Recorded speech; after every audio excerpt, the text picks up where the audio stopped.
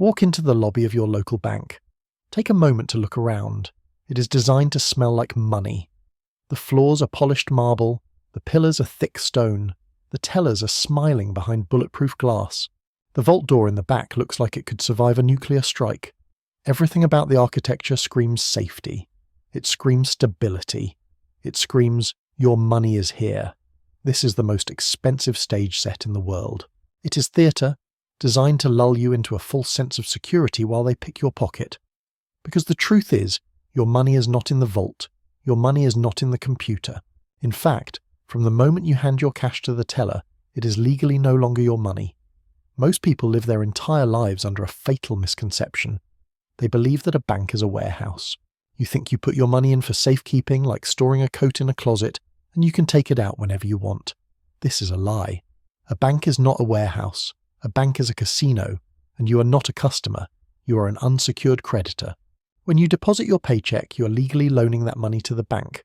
You're giving them a loan with zero collateral, and in exchange they give you a digital IOU on a screen. Now here is the nightmare scenario that is keeping financial insiders awake at night.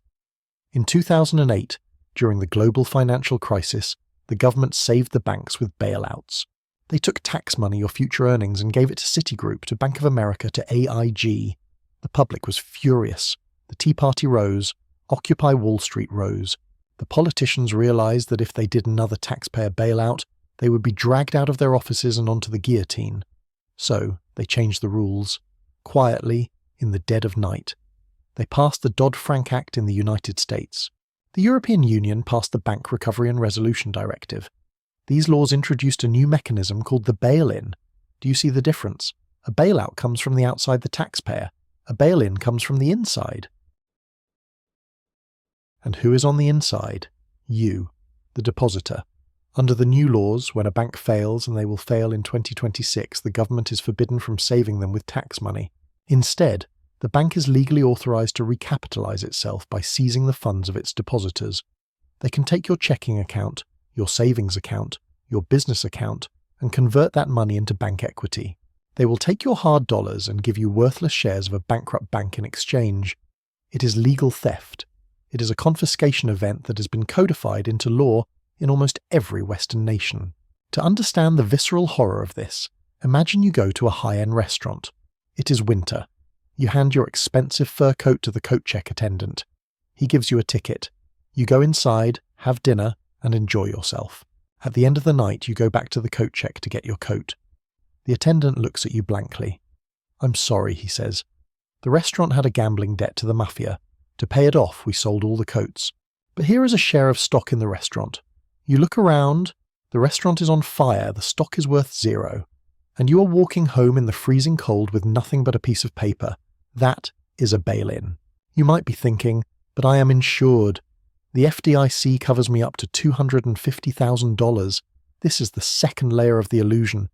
The Federal Deposit Insurance Corporation is a myth. It is a psychological placebo. Look at the math. The US banking system has nearly $20 trillion in deposits.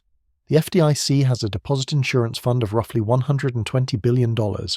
That is a reserve ratio of less than 1%. If one medium-sized bank fails, the fund can cover it. If the system fails, the insurance fund is a thimble of water trying to put out a forest fire.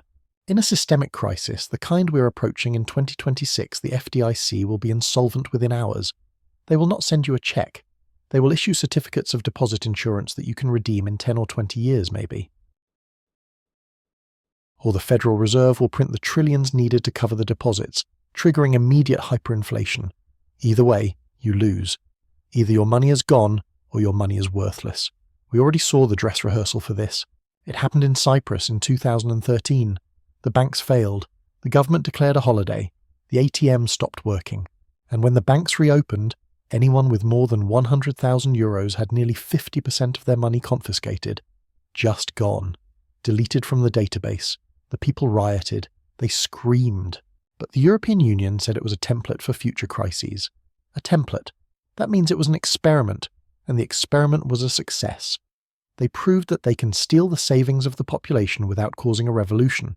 Now they are preparing to apply the Cyprus model to the entire world. The signs are everywhere. The war on cash is intensifying. They want to force you into digital payments so that you cannot withdraw your money. If you try to take out more than a few $1,000s in cash today, the teller treats you like a criminal. They file a suspicious activity report. Why? Because they need to keep the cattle in the pen. They need your liquidity to prop up their leverage. The banking system is a parasite that has attached itself to the jugular vein of the economy. It sucks the lifeblood capital out of the productive sector to fuel its gambling addiction in the derivatives market. The derivatives bubble is estimated at over $1 quadrillion. That is a 1 followed by 15 zeros. There is not enough money in the entire world to pay off those bets when they go bad. So when the margin call comes, they will eat the host. They will eat your deposits. You need to understand the physiological reality of your bank account. It is not a storage locker. It is an IV bag connected to a dying patient. The patient is the bank. And when the patient goes into cardiac arrest, the doctors, the regulators will squeeze every drop of blood out of that bag, your savings, to try to restart the heart. They do not care if you bleed out. Their priority is to save the system, not the participants. The year 2026 is the likely flashpoint because of the commercial real estate collapse. Banks are holding trillions of dollars in loans for office buildings that are empty. These loans are going to default. The banks will be technically insolvent, the rumours will start, the bank runs will begin, and then, on a Friday evening, the announcement will come. To preserve financial stability, we are implementing a bail-in. You will log into your app. You will see your balance, but you won't be able to move it. And on Monday morning, you will own shares in a corpse. The trap is set, the doors are locked, and you're still standing in the lobby, admiring the marble floors, oblivious to the fact that the building is already condemned. Let us zoom in on the specific pathology that will trigger this cardiac arrest in 2026. You might be thinking, my bank is big, my bank is solid, this won't happen to me. You're wrong. The infection is already in the bloodstream. It is hiding in plain sight in the downtown of every major city in America. Look at the office towers. Look at the skyscrapers in San Francisco, in New York, in Chicago. They are monuments to a dead era. They are empty. The remote work revolution has turned the central nervous system of corporate America into a ghost town. And this is not just an urban planning problem. It is a multi-trillion-dollar financial bomb that is strapped to the chest of the banking system. Commercial real estate is the collateral that backs the loans of thousands of regional banks. When a developer builds a skyscraper, he borrows money. When the building is empty, he cannot pay the rent. When he cannot pay the rent, he defaults on the loan. When he defaults on the loan, the bank takes possession of the building. But here is the catch. The building is worth 50% less than the loan. The asset has become a liability. The bank is now holding a bag of toxic waste. In 2026, a massive wave of these commercial real estate loans over $1.5 trillion will mature. They need to be refinanced, but they were originally financed at 3% interest. Now they have to refinance at 7 or 8%. The math does not work. The developers will simply walk away. They will hand the keys to the banks. Here, it is your problem now. And suddenly, hundreds of banks across America will wake up to find that their balance sheets are insolvent. Their assets are worth less than their liabilities. In the medical world, we call this organ failure. This is where the illusion of the FDIC finally shatters. I touched on this before, but we need to look at the cold, hard numbers to understand the magnitude of the lie. The Federal Deposit Insurance Corporation is the holy grail of American financial faith. You see that little gold sticker on the bank door, member FDIC, and you feel safe. You think, the government guarantees my money. No, they don't. The FDIC is an insurance company, funded by premiums paid by banks. It is not a magic money tree. As of the last quarterly report, the Deposit Insurance Fund holds approximately $121 billion. That sounds like a lot of money. But the total amount of insured deposits in the US banking system is nearly $10 trillion, and the total amount of uninsured deposits is another 7 or 8 trillion. Do the division. The reserve ratio is roughly 1.2%. They have $1.20 for every $100 of your money they claim to protect. This works fine if one small bank in Kansas fails. The fund pays out and nobody panics. But what happens in 2026 when the commercial real estate collapse takes down 50 regional banks at once? What happens when a systemically important bank like Truist or US Bank starts to wobble? The $120 billion will disappear in an afternoon. It will be vaporized. The fund will go to zero. And in that moment of terror, when the news breaks that the insurance fund is empty, The government will face a binary choice. Choice A: print $10 trillion to bail everyone out, turning the US dollar into the Zimbabwe dollar by Tuesday morning. Choice B: execute the bail-in protocols legally established under Title II of the Dodd-Frank Act. Title II is the smoking gun. It is the orderly liquidation authority. It gives the FDIC the power to resolve a failing financial company not by paying off the creditors, but by converting their debt into equity. And remember, as a depositor, you are a creditor. The law was written specifically to prevent another 2008-style taxpayer bailout. The politicians patted themselves on the back. We protected the taxpayer. Yes, they did, by targeting the depositor. They decided that it is better to steal the life savings of the grandmother who trusts the bank than to tax the worker who hates the bank. It is a political calculation. The grandmother is less likely to riot. This mechanism transforms the banking system into a roach motel. The money checks in, but it doesn't check out. When the crisis hits, the first thing they will do is impose bank holidays. They will close the branches. The apps will show a system maintenance error. This is the digital equivalent of locking the doors of the theatre while it is on fire. They need time to restructure the balance sheet. They need time to calculate exactly how much of your money they need to confiscate to make the bank solvent again. During this holiday, the haircut is applied. Maybe they take 20%. Maybe they take 50%. Maybe they take everything above the insured limit, which, remember, the insurance fund can't actually pay anyway. When the doors reopen, you will have a new balance. The missing money will be replaced by shares of stock in the new bank. You will be an involuntary investor in a failed institution. You will try to sell the stock, but nobody will buy it. It will be worthless paper. The physiological horror of this is that it happens instantly. 1 minute you are solvent, the next minute you are destitute, and there is no due process. There is no judge, there is no jury. The determination is made by administrative fiat behind closed doors in Washington. They will call it stabilizing the system. They will say it was necessary to prevent contagion. They will use clinical, sterile language to describe the amputation of your financial future. And do not think you can escape by moving to the too-big-to-fail banks like JP Morgan or Bank of America. These banks are the most exposed to the derivatives market. They are the heart of the global casino. If the regional banks fail, the contagion travels up the bloodstream to the heart. The G-SIB's global, systemically important banks have explicit living wills that detail how they will execute bail-ins to save themselves. It is written in their corporate charters. They have already planned your robbery. They have the paperwork ready. The trigger is set for 2026 because that is when the wall of maturities in the bond market and the real estate market coincides. It is a mathematical inevitability. The interest rates are too high for the old debts to survive. Something has to break. And when it breaks, the liquidity to fix it has to come from somewhere. The government is broke 35 trillion debt. The Fed is broke, technically operating at a loss. The only pool of real liquid capital left in the world is your savings. You are the piggy bank. And they are holding the hammer. They are just waiting for the right moment to smash it open. The commercial real estate crash is simply the excuse they need to swing the hammer. There is one obvious escape route from this burning building, and the architects of the system know it. It is physical cash. If you hold paper dollars in a safe in your basement, the bank cannot bail in those funds. They cannot convert your physical bills into worthless stock. Cash is the only form of money that exists outside the digital ledger of the banking system. It is freedom. And that is exactly why the government and the banks have declared a total war on it. They are not trying to eliminate cash because it is dirty or inefficient. They are trying to eliminate it because it is the key to your cell.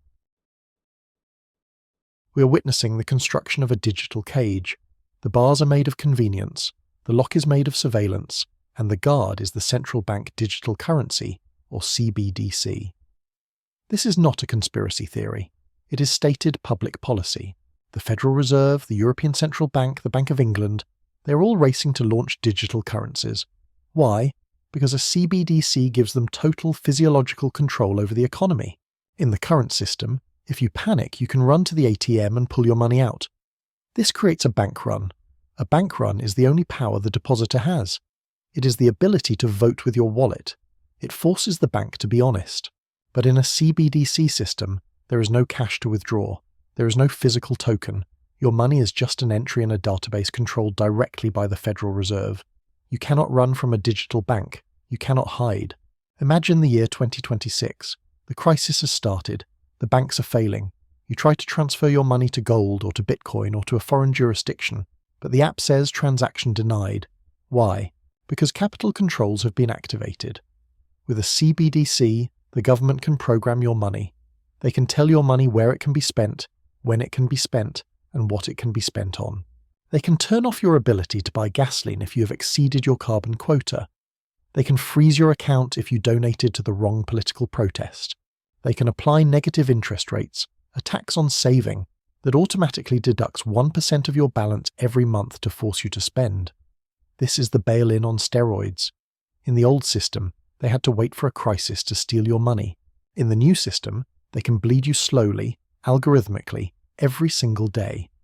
It is a financial IV drip that extracts value from your labour and transfers it to the state without you ever lifting a finger to stop it. The war on cash is the preparation for this transition. Look at what is happening right now. Banks are closing branches at a record pace. ATMs are being removed. Businesses are putting up signs saying card only or no cash accepted. They are conditioning the herd. They are training you to be helpless without your phone. They are making cash inconvenient, then suspicious, and finally illegal. Try to withdraw $10,000 from your bank tomorrow. Watch the teller's face. Watch the manager come over. They will ask you what the money is for. They will make you feel like a drug dealer. They will file a CTR currency transaction report with the Treasury. They are building a database of cash hoarders. Why? Because when the bail-in happens, they want to know exactly who has the lifeboats. They want to know who escaped the net. The CBDC is the ultimate tool of the bail-in because it eliminates the concept of a deposit entirely. In a digital currency regime, you don't have money at the central bank. You have a liability of the central bank. The difference is subtle but fatal. It means your purchasing power exists only at the pleasure of the issuer. If they decide to devalue the currency by 50% overnight to pay off the national debt, they just change a line of code. You wake up and your digital dollars buy half as much bread. No laws passed, no votes cast, just a software update. This is the physiological equivalent of having a chip implanted in your brain that controls your dopamine levels. The state can dial up your pleasure stimulus checks or dial down your survival negative rates instantly. You cease to be an economic actor with free will. You become a node in the network, a battery that charges the system. The rush to implement this is driven by the coming collapse. They know the banking system is insolvent. They know they cannot save it with normal tools. So they are building the digital concentration camp before the prisoners realize they are under arrest. They need the CBDC in place before 2026 so that when the banks fail, they can airdrop the new digital tokens directly into your wallet. Don't worry, they will say. Your bank failed, but here is your FedCoin account. It's safe. It's secure. And in that moment of panic, most people will take the deal. They will trade their freedom for the illusion of safety. They will accept the digital cage because they are terrified of the chaos outside. This is the Hegelian dialectic again. Create the problem, bank failure. Wait for the reaction, panic. Offer the solution, CBDC. But for those who are awake, for those who understand the protocol bail-in, this is the signal to exit the system entirely. You cannot fight a digital tyranny with digital weapons. You need analog wealth. You need things that are real. You need things that do not require electricity or an internet connection to have value.